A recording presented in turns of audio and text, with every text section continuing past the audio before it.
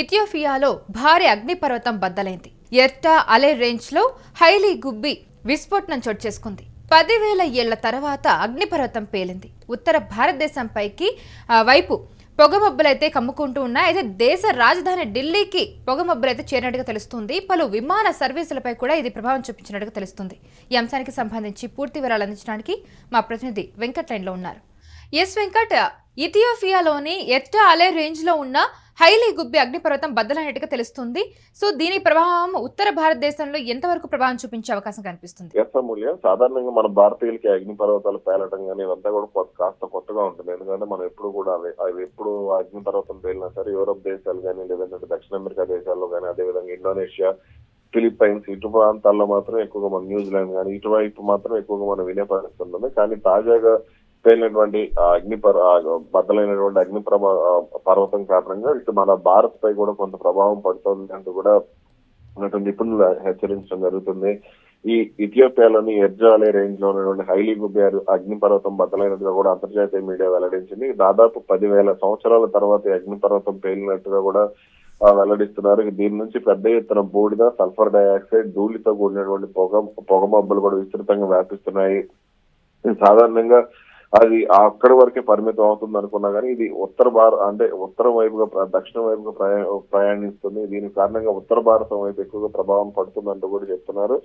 అంటే పేలిన సందర్భంలో ఈ పేలిన తర్వాత పొగమబ్బులు దాదాపు 10 నుంచి 15 కిలోమీటర్ల వరకు కూడా ఎగిసిపడినట్లు అక్కడ శాటిలైట్ ద్వారా అంచనా వేశారు. ఇక ఎర్ర సముద్రం పై నుంచి తూర్పు దిశగా వ్యాపిస్తున్నట్లుగా కూడా గుర్తించడం జరిగింది. ఇప్పటికే ఒమాన్, యెమెన్ల పై కూడా దీని ప్రభావం తీవ్రంగా పడింది. ఇక ఉత్తర భారతం వైపుగా ఇది ఈ పొగమబ్బులు ప్రయాణించడంతో ఢిల్లీ, జైపూర్ మీదుగా ప్రయాణించే విమానాలపై కూడా కొంత అటు దారి మళ్లించడం జరిగింది. సోమవారం కొన్ని విమాన ప్రయాణ మార్గాలను కూడా మార్చారు. కన్నూరు నుంచి అబుదాబి వెళ్లాల్సినటువంటి ఇండిగో విమానాన్ని కూడా అహ్మదాబాద్ దారి మళ్లించారు. ఇక మరికొన్ని విమానాలను కూడా దారి మళ్లించే అవకాశాలు ఉన్నాయి అంటూ కూడా తెలుస్తోంది. అయితే వీటి తీవ్రత ఏ విధంగా ఉంది, విమాన రాకపోకల మీద ప్రభావం పడే స్థాయిలో ఉందా, ఇది అంటే ఎన్ని రోజులు కొనసాగే అవకాశం ఉందా అనే దానికి సంబంధించి కూడా కొంత అయితే అంచనా వేస్తున్నారు. మరి దీని ప్రభావం ఏమైనా పొల్యూషన్ మీద పడే అవకాశం, అంటే ఎన్విరాన్మెంట్ మీద పడే అవకాశం ఏమైనా కనిపిస్తుందా?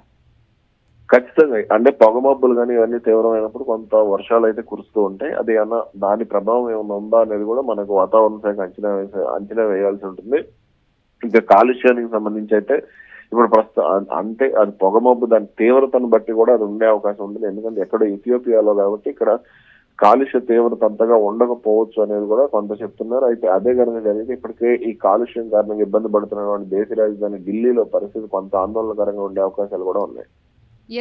మళ్ళీ ఈ విమాన సర్వీసులు ఎప్పుడు నార్మల్ గా ఉండే అవకాశం కనిపిస్తుంది? ఎందుకంటే ఇప్పుడు దారి మళ్లించారని కొన్ని వార్తలు అయితే వస్తూ ఉన్నాయి. సో రెగ్యులరైజ్ అవ్వడానికి ఎంత టైం పట్టే అవకాశం ఉంది? 1-2 రోజులు పడుతుంది. ఎందుకంటే అది క్రమంగా విచ్ఛిన్నం అయిపోతూ ఉంటుంది ఆ పొగమబ్బులు అనేవి. అది విచ్ఛిన్నం అయిపోయిన తర్వాత ఇక సాధారణంగా విమాన సర్వీసులు అన్ని కూడా ఒకదాని తర్వాత ఒకటి పునరుద్ధరించే అవకాశం ఉంటుంది. ఎటువంటి సాధారణంగా దీని కారణంగా తీవ్ర ప్రమాదాలు అయితే జరిగే అవకాశం ఉండదు. కానీ కొంత పైలట్లు వాళ్ళ రూట్ క్లియరెన్స్ విషయంలో కొంత ఇబ్బంది పడతారు అనేది కూడా వాస్తవం. అందుకనే కొంత దీనికి సంబంధించి ఇది డిలే అయితే జరిగే అవకాశం ఉంది. బుధవారం సాయంత్రంలో ఇదైతే పునరుద్ధరించే అవకాశాలు కనపడుతున్నాయి. అయితే ఎక్కువగా వీటి ప్రభావం ఏ దేశం మీద ఉండే అవకాశం ఉంది? ఇథియోపియా, యెమెన్ గల్ఫ్ దేశాల మీదనే ఉండే అవకాశాలు అయితే కనపడుతున్నాయి. ప్రస్తుతానికైతే అక్కడే కొంత ఇబ్బందికర పరిస్థితులు ఉన్నాయి. కొన్ని ఒమన్ గానీ యెమెన్ గానీ ఆ దేశాల్లో ఇప్పటికే విమాన సర్వీసులను కూడా రద్దు చేసినట్టుగా కూడా తెలుస్తుంది. ముఖ్యంగా యూరోప్ వెళ్లే విమానాలపై ఎక్కువగా ప్రభావం పడినట్టుగా కూడా చెప్తున్నారు. అవి కూడా 1-2 రోజుల్లో క్లియర్ అయిపోయే అవకాశాలు అయితే కనపడుతున్నాయి. అయితే ప్రజలు ఏమైనా ఆందోళన పడాల్సిన అవసరం ఏమైనా ఉందంటారా దీనికి సంబంధించి, ముఖ్యంగా ఉత్తర భారతదేశంలో? లేదమూల్య, ప్రస్తుతానికి అయితే దీని గురించి కంగారు పడాల్సిన అవసరం ఏం లేదు. కొంత ఎక్కడో దూరంగా జరిగింది కాబట్టి కొంత మన భారతదేశంలో మాత్రం ప్రభావం చాలా తక్కువగానే ఉండే అవకాశం ఉంటుంది. కాబట్టి అటు వాతావరణ శాఖ అధికారులు కూడా పరిస్థితిని ఎప్పటికప్పుడు గమనిస్తూ కాస్త జాగ్రత్తలతో తీసుకుంటారు.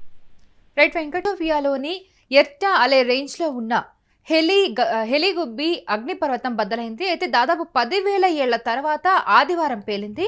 దీని నుంచి పెద్ద ఎత్తున బూడిద, అలాగే సల్ఫర్ డయాక్సైడ్, ధూళితో కూడిన పొగమబ్బులు విస్తృతంగా వ్యాపిస్తూ ఉన్నాయి. ఈ పొగమబ్బులు 10 నుంచి 15 కిలోమీటర్ల వరకు ఎగిసిపడినట్టు Toulouse volcanic ash advisory centre satellite ద్వారా అంచనా వేసింది. ఇవి ఎర్ర సముద్రంపై నుంచి తూర్పు దిశగా వ్యాపిస్తున్నట్టుగా తెలిపింది. అయితే ఇప్పటికే ఒమాన్, యెమెన్లపై వీటి ప్రభావం అయితే పడింది. ఉత్తర భారత్ వైపు వస్తాయని ఆందోళన అయితే వ్యక్తమవుతూ ఉంది. ఈ ప్రాంతం గుండా విమాన ప్రయాణాలకు ఆటంకాలు ఎదురయ్యే అవకాశం కనిపిస్తుంది. ఢిల్లీ, జైపూర్ మీదుగా ప్రయాణించే విమానాలపై పడే ప్రభావాన్ని భారత విమానయాన శాఖ అంచనా వేస్తుంది. అయితే సోమవారం కొన్ని విమానాల ప్రయాణ మార్గాలను మార్చింది. కాన్పూర్ నుంచి అబుదాబి వెళ్లవలసిన ఇండిగో విమానాన్ని అహ్మదాబాద్ కు దారి మళ్లించారు.